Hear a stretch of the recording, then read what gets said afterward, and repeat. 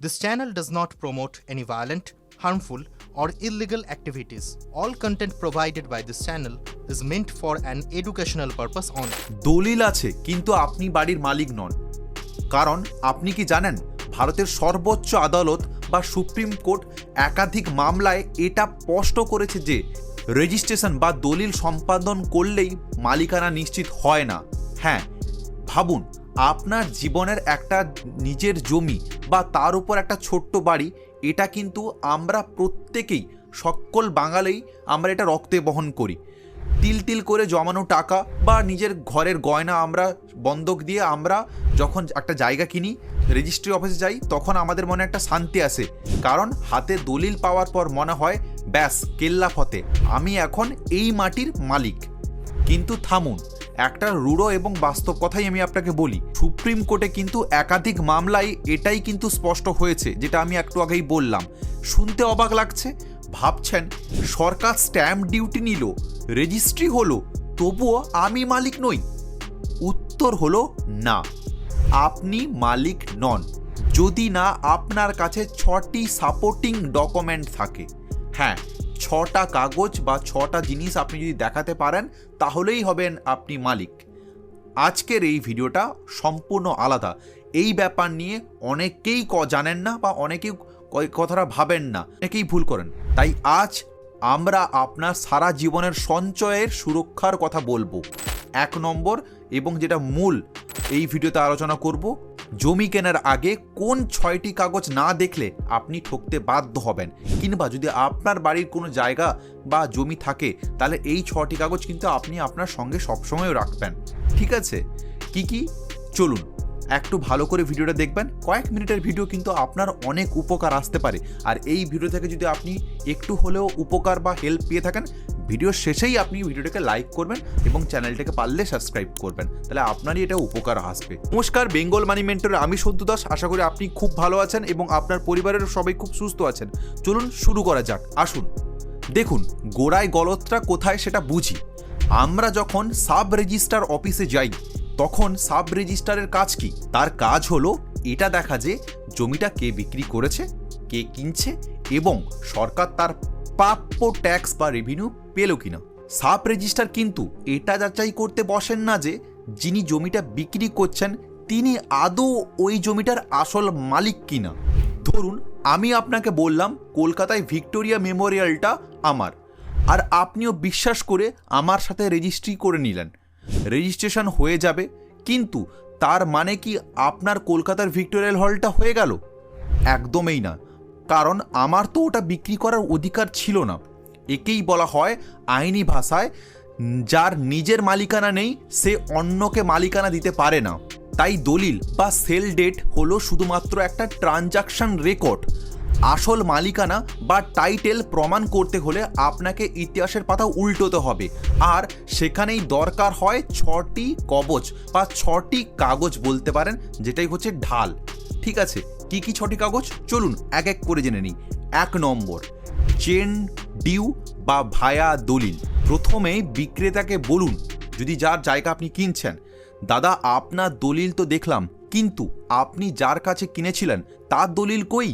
একে বলা হয় ভায়া বা লিঙ্ক ডেট। অন্তত গত 30 বছর আগের চেন আপনাকে মেলাতেই হবে। মানে এ বিক্রি করছে বিকে, বি বিক্রি করছে সিকে, আর সি বিক্রি করছে আপনাকে। এই এ থেকে সি পর্যন্ত প্রত্যেকটা দলিলের কপি আপনার চেক করা চাই। যদি মাঝখানে কোনো একটা লিঙ্ক মিস থাকে তবে বুঝবেন ডাল মে কুচ কালা হ্যায়। হ্যাঁ, মানে ঘাপলা আছে। এরপরে হচ্ছে কি 2 নম্বর, খতিয়ান বা পর্চা। পশ্চিমবঙ্গে বা বাংলাদেশে একে আমরা পর্চাই বলে থাকি, রাইট? আপনিও শুনেছেন। দলিল হলো ব্যক্তিগত হস্তান্তর, আর পর্চা হলো সরকারের খাতার কলমের নাম। বর্তমানে বাংলা ভূমি একটা শুনেছেন আপনি, পোর্টাল বা সংশ্লিষ্ট ভূমি অফিসের ওয়েবসাইট থেকে ডাক নম্বর দিয়ে চেক করুন। দেখুন দলিলের যে মালিকের নাম আছে সরকারি রেকর্ডেও সেই নাম আছে কিনা, এবং জমির শ্রেণী কি আছে। মানে শ্রেণী মানে তো আপনি নিশ্চয় জানেন কোনটা বাস্তু কোনটা ভিটা। ঠিক আছে, শালি জমি কিনা কিন্তু বাড়ি বানাতে গেলে আপনি ফেঁসে যাবেন, এখানে কিন্তু অনেকজনে এই ভুলটাও করে থাকে, ঠিক আছে, মানে পুকুর ভর্তি করে আপনাকে দেখাচ্ছে কিন্তু পুকুর কিন্তু জায়গায় পুকুর লেখা আছে। তো এই জিনিসগুলো একটু আপনাকে খেয়াল করতে হবে, ওটা আপনি পর্চাই পাবেন, ঠিক আছে। 3 নম্বর, মিউটেশন সার্টিফিকেট। অনেকে জমি কেনেন কিন্তু নামজারি বা মিউটেশন করেন না, এটাই হলো মারাত্মক ভুল। মিউটেশন সার্টিফিকেট প্রমাণ করে যে সরকার আপনাকে করদাতা হিসেবেই চেনে। বিক্রেতার নামে আপ টু ডেট মিউটেশন আছে নাকি দেখে নিন অবশ্যই। না থাকলে ওই জমি রেজিস্ট্রি হওয়ার পর আপনার নামে মিউটেশন করতে গেলে আপনার কিন্তু জুতো ক্ষয়ে যাবে, এটা আপনি অবশ্যই মাথায় রাখবেন। 4 নম্বর, গিফট ডিউ বা উইল। সব জমি কেনা হয় না। বিক্রেতা যদি বলে এটা আমার বাবার সম্পত্তি ছিল বা আমি এটা উপহার পেয়েছি কারোর কাছ থেকে, তাহলে মুখের কথায় বিশ্বাস করবেন না, মুখের কথায় কিচ্ছু চলে না। উইল থাকলেই তার প্রবেট বা আদালতের অনুমোদন আছে নাকি দেখুন।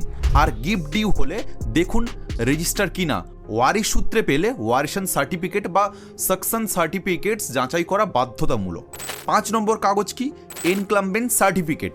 একে সহজ বাংলাতে বলতে গেলে জমির চরিত্রের সার্টিফিকেট বলতেই পারেন। সাব রেজিস্ট্রার অফিসে গিয়ে একটা তদন্ত নিন বা তল্লাশি নিন, গত 12 থেকে 30 বছরে এই জমিটা কোনো ব্যাংকের কাছে বন্ধক রাখা আছে নাকি, নাকি কোনো আইনি মামলা চলছে নাকি। কারণ অনেক অসাধু প্রমোটার বা অসাধু ব্যক্তি বলতে পারেন জমি ব্যাংকে রেখে বন্ধক দেয় এবং লোন নেয়, ঠিক আছে, আবার সেই জমি বিক্রি করে দেয়। ইসি চেক না করলে সেই ব্যাংকের লোনের দায় আপনার ঘাড়ে পড়তে পারে। তো ওই জন্য একদম সাবধান, এটা কিন্তু বর্তমান দিনে প্রচুর বেড়েছে, তাই জন্য আপনি এনক্লাম্বেন্ট সার্টিফিকেটটা একদম অবশ্যই দেখবেন, মানে ইসি সার্টিফিকেট, ওকে। এবং 6 নম্বর শেষ, সবচেয়ে প্র্যাকটিক্যাল পয়েন্ট, কাগজে আপনি রাজা কিন্তু জমিতে গিয়ে দেখলেন অন্য কেউ ঝুপড়ি বসিয়ে রেখেছে, সমস্যা কিন্তু তখন আপনার। আইনের একটা অলিখিত কথা আছে, position is the 90% of ownership.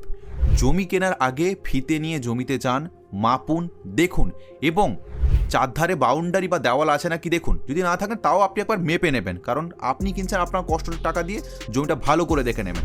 এবং বিক্রেতার দলিলে জমিটা আদৌ আছে কিনা সেটাও আপনি একদম ভালো করে দেখুন। এবং প্রতিবেশীর সাথে কথা বলুন, তারা কিন্তু অনেক গোপন খবর আপনাকে জানাতে পারে। তো এটাই ছিল 6টা মেন পয়েন্ট, যেটা হচ্ছে আসল। এই 6টা জিনিস থাকলেই কিন্তু আপনি যে কোনো জায়গা কিনতে গেলে আপনি কিন্তু এটা রক্ষা পাবেন। শেষে একটাই কথা আমি আপনাকে বলবো, জমি বা বাড়ি এটা শুধু একটা ইট পাথর নয়, এটা আমাদের একটা আবেগের আশ্রয়।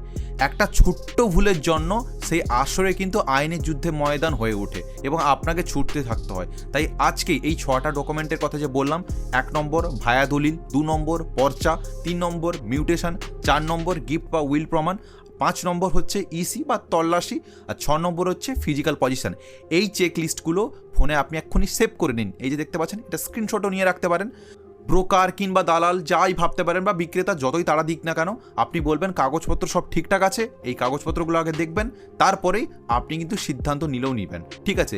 ভিডিওটি যদি আপনার একটু হলেও উপকার আসে তবে আপনার সেই বন্ধু বা আত্মীয়দের শেয়ার করে দিন যারা জমি কেনার প্ল্যান করছে বা যাদের কাছে জমি আছে তাদের কাছে, কারণ এটা একটা শেয়ার কিন্তু আপনাকে অনেকটাই সর্বশান্ত থেকে বাঁচাতে পারে এবং আপনার চিন্তা দূর করতে পারে। এই বিষয়ে আপনার অভিজ্ঞতা থাকলে আপনি নিশ্চয়ই অবশ্যই কমেন্টে জানান, কারণ আপনার কমেন্ট আমরা পড়লে আমরাও আপনার কাছ থেকে নতুন কিছু জিনিস শিখতে পারবো আর আপনাকে উত্তর দেওয়ার আমরা চেষ্টা করব। দেখা হচ্ছে পরের ভিডিওতে। আর একটা কথা বলবো ভিডিওর শেষে, এটা শুধুমাত্র একটা এডুকেশন পারপাসেই বানানো, এটা কোনো আপনাকে ফাইন্যান্সিয়াল অ্যাডভাইসার নয়। আপনি আইনের পরামর্শে আইনজীবীদের কাছে সবসময়ের জন্য আপনি শরণাপন্ন হবেন যে কোনো জিনিসের জমি কিংবা কেনা বিক্রির সমস্ত ব্যাপারে, ঠিক আছে। সুপ্রিম কোর্ট একটা নতুন নীতি এনেছে, নমিনি কিন্তু টাকা পাবেও না, সেটা ব্যাপারে আমি বলেছি। প্রায় 5 লক্ষের উপর মানুষ দেখেছেন এই যে ভিডিওটা দেখতে পাচ্ছেন, এটা আপনি ক্লিক করে দেখুন, ওখানে আপনার সঙ্গে কথা হচ্ছে। ভালো থাকবেন, সুস্থ থাকবেন, নমস্কার।